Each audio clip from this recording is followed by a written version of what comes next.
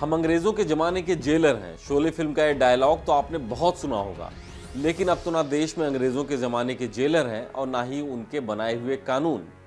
अंग्रेजों के समय बने हुए सालों पुराने कानून आखिरकार बदले जाने का प्रोसेस अमल में आ ही गया है। केंद्र सरकार के शीतकालीन सत्र में एक और इतिहास रच दिया गया है। केंद्रीय गृह मंत्री अमित शाह ने लोकसभा और राज्यसभा में तीनों बिल पेश किए, जो दोनों सदनों से पास भी हो गए हैं।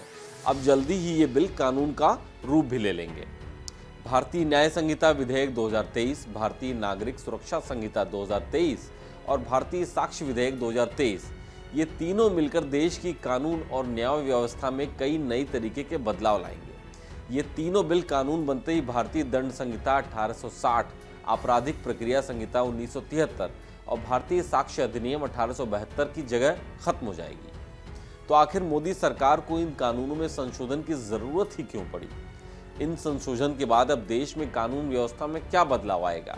क्या इससे कछुए की रफ्तार से चलने वाली न्याय प्रक्रिया में बदलाव होगा? क्या अब तारीख पर तारीख का जमाना खत्म हो जाएगा और तुरंत न्याय मिल पाएगा? समझेंगे आज के इस एक्सप्लेनर में कि भारतीय न्याय संहिता बिल से क्या क्या बदलाव आ सकता है। नमस्कार, मेरा नाम है अभिषेक पांडे और आप देख रहे हैं डेली लाइन एक्सप्लेनर। मोदी सरकार ने तीनों बिल पास करके आजादी के बाद पहली बार अपराध और न्याय प्रणाली से जुड़े कई प्रोविजंस में बदलाव किए हैं। इससे अपराध करने पर लगने वाली धाराएं बदलेंगी, जिससे सजा और सख्त हो जाएगी।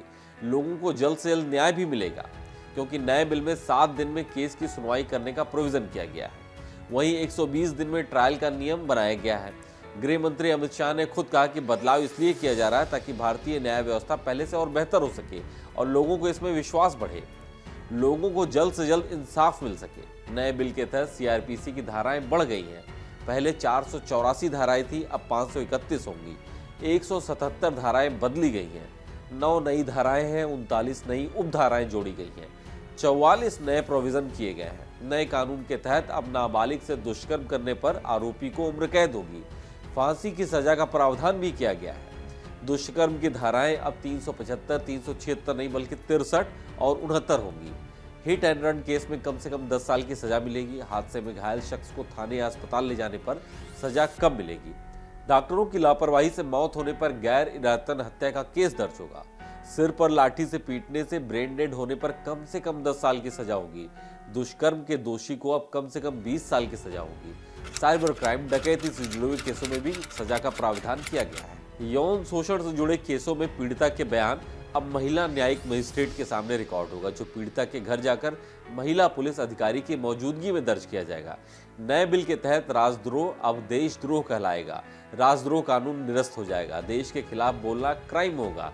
सरकार के खिलाफ बोलना गुनाह नहीं कहलाएगा, लेकिन देश के खिलाफ बोलने पर मिली मौत की सजा को उम्र कैद में बदलने का प्रावधान किया गया है।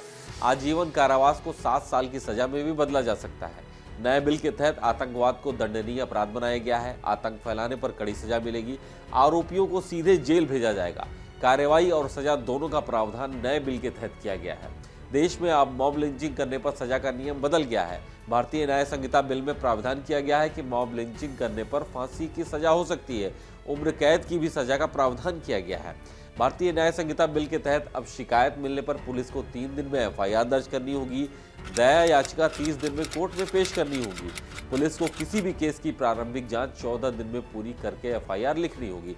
अब केस में चार्जशीट 60 से 90 दिन के अंदर दाखिल करना जरूरी होगा। कोई बहाना स्वीकार नहीं किया जाएगा। आरोपियों के खिलाफ 7 दिन के अंदर केस की सुनवाई करनी होगी। केस की सुनवाई के लिए अब ज्यादा से ज्यादा 120 दिन मिलेंगे। अगर कोई अपना गुनाह 30 दिन में कबूल कर लेता है तो सजा कम मिलेगी। अब गवाहों को कोर्ट आने की जरूरत नहीं पड़ेगी, वो ऑनलाइन गवाही दर्ज करा सकेंगे।